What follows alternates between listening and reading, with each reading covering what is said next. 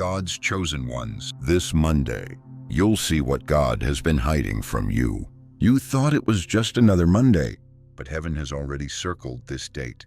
Not on your calendar, on God's. While you've been waiting on answers, God's been preparing a divine interruption. The chains about to break, the door already open.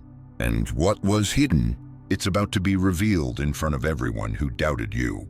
This isn't motivation. It's a prophetic announcement. And if your spirit just stirred, type 777 in the comments. Because this Monday, God moves. You thought it was just another Monday. She almost stayed in bed. Not because she was tired, but because nothing felt different. Just another Monday. Just another week of trying to believe. While everything in her life stayed the same. She brewed the coffee, checked the clock, scrolled through the usual posts. Everyone else seemed to be moving. She felt stuck in a story with no new pages. But what she didn't know was that while she was counting minutes, heaven had circled this day. Somewhere in the spirit, God had whispered to the calendar of eternity, "This is the one. This is her Monday, not a moment late, not a second early. A sacred interruption, hidden in the rhythm of routine." She thought nothing was changing, but everything had already shifted. She just hadn't caught up to it yet. Because when you're chosen, your breakthrough rarely comes with fireworks. It comes with a whisper, a flicker, a sudden knowing. Something is about to happen, and I can feel it. This message isn't for the crowd. It's not for the ones still playing it safe. This word is for the ones who have said, "God, whatever it takes, I'm ready." The hard ones, the obedient ones, the ones who didn't quit, even when quitting made sense. So if your spirit is trembling right now, if something deep inside of you is standing at attention, then you were the reason heaven wrote this message. You didn't just wake up to another Monday, you woke up to your moment. And now the question is, will you recognize the move or miss it? Absolutely. Here's your chapter 1 in full sacred storytelling style. Cinematic, intimate, prophetically stirring, chapter 1. This is not another week, it's a portal. She woke up expecting ordinary. Maybe a text, maybe a bill, maybe another "God, I'm trying," whispered into her coffee steam. But deep in her chest, something felt different, like the atmosphere had shifted, like heaven had opened a window and her name was on it. Not that anything looked new, but something invisible was breathing beneath the surface. This is not another Monday. The Spirit whispered, "This is a portal. Don't miss it." When God hides glory in the mundane, you see, chosen ones don't get flashing lights. They get assignments disguised as routine, moments that look like Mondays, but carry the weight of miracles. Esther wasn't in the palace to be pretty. She was positioned, placed, hidden until heaven said, "Now." And just like her, you're not where you are by accident. Every job you stayed at, every person who walked away, every no, delay, and closed door, it all led to this intersection between your obedience and God's move. Heaven didn't check your schedule. It set its own. And this week, it's not a continuation, it's a launch. Behold, I am doing a new thing. Now it springs forth. Do you not perceive it? Isaiah 43:19. The question isn't, is God moving? It's, are you perceiving it? Because portals don't announce themselves with trumpets. They're hidden inside obedience, inside stillness, inside moments where faith has to lean in and listen for the shift. There are days that change your schedule, and then there are days that change your life. This is one of those days. This week is not just another sequence of hours. It's a spiritual doorway, a thin place where heaven is leaning close, waiting to see if you'll recognize the moment or walk right past it. Because when God marks a Monday, He doesn't mark it with lightning. He marks it with opportunity. What if today isn't just the start of the week, but the start of everything shifting? What if the miracle wasn't waiting on a better moment, but waiting on a bolder version of you to show up Every painful prayer that felt ignored, stored in the vault of divine timing. Every delay that broke your heart. It wasn't denial, it was preparation for this entry point. You've stepped into divine timing, not because you forced it, but because you stayed faithful while nothing made sense. And now heaven is saying, you didn't miss your moment. This is it. This is not just another week. This is the week that redefines you. So walk into Monday like you've been marked. Pray like the portal is open. Speak like the angels are listening. Move like the miracle is already in motion. Because it is chapter 2. Heaven is about to interrupt your normal. She was doing what she always did. Folding laundry, checking the fridge, waiting for another answer to a prayer she hadn't voiced out loud in weeks. She didn't feel holy. She didn't feel prophetic. She felt tired. But right there in the middle of her routine, heaven stepped in. No thunder, no lightning, just a stillness so deep it broke her breath in half. And that's when she realized God doesn't wait for perfect moments. He steps into ordinary ones to do extraordinary things. Moses wasn't fasting. He wasn't at a revival. He was working his shift tending sheep in a desert he thought would last forever. And then the bush started burning. Not because Moses was ready, but because heaven had decided it was time. God has a habit of showing up in places people gave up on. The waiting room, the dead-end job, the commute where you whisper, God, do you even see me anymore? He says, and I'm about to interrupt everything you thought was permanent. The burning bush wasn't random. It was a divine collision between normalcy and purpose. And this Monday, that same collision is coming for you, not to destroy your routine, but to reveal your real assignment. You've been asking God to show up in a revival, but He's been whispering in your responsibilities.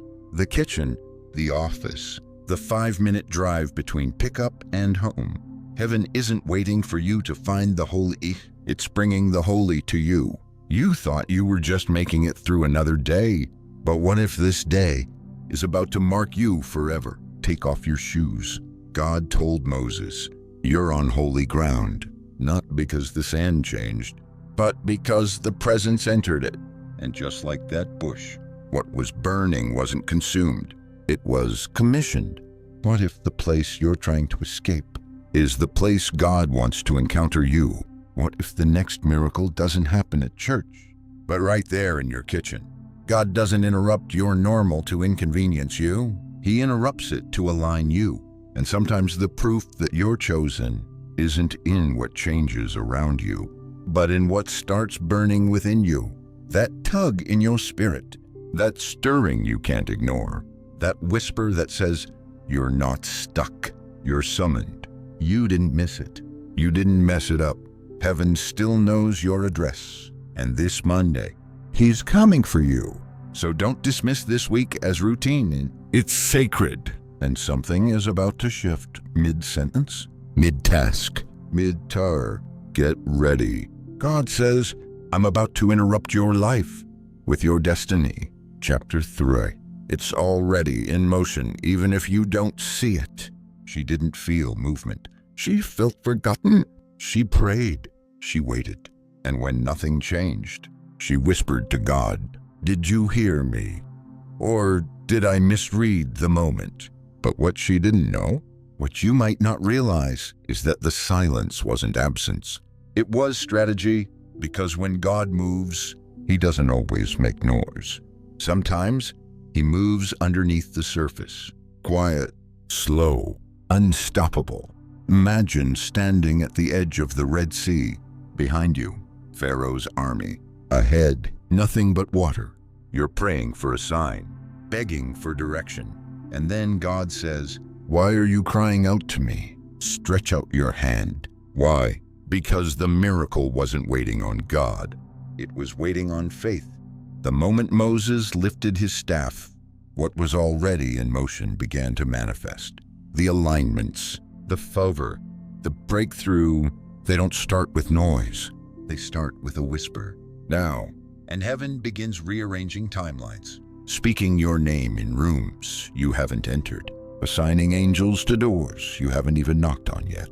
And you're there, in the natural, thinking you're stuck, when in reality, you're being summoned to a divine moment that's already begun. You've cried over doors that looked shut.